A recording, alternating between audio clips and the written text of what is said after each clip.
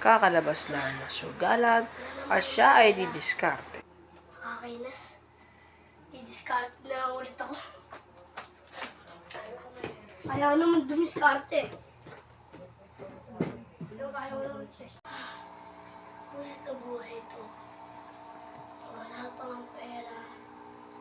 Wala pang madiskarte. Wala pang madiskarte. Parang gusto ko na lang umuwi ah.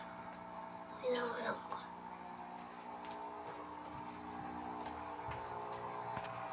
Papunta sa kanyang bahay. Pakatulog na lang.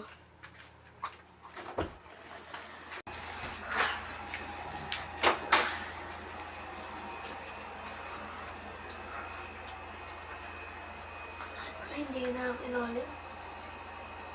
Lakas ang pere. Pakatulog na nga lang. At siya ay natulog.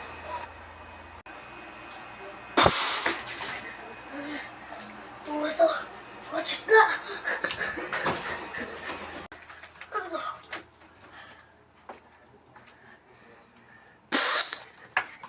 Okay.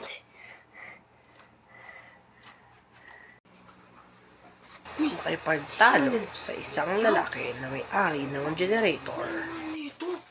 Sakit! Sakit! Di ba bata ka? Hindi po ko yan. Kakalabas ko ka lang po eh. At hindi ko din po alam yan. Ano sinasabi mo na hindi ko sumira ito, ha? Huwag kang magsinungaling. Alam kong mahirap ka lang at wala kang pinag-aralan. Isipin mo yung kukote mo, ha? Wala akong pinag-aralan. Kaya alam kong gusto mo talaga ito nakawin. Nakalagay yan dito eh. Generator to. Ha? Tapos, sisirain mo lang. Ha? Tumigil ka, ha? Gusto mo lang magkapera para sugal? Yes. Papapulis kita.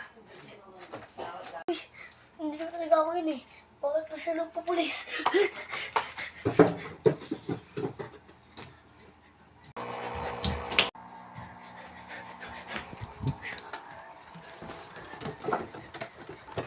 Papuntang abandonadong bahay na pinagtirahan muna kasi pinatawag ang pulis. Dito lang ako mag-stay. Bakit dito lang ako kita?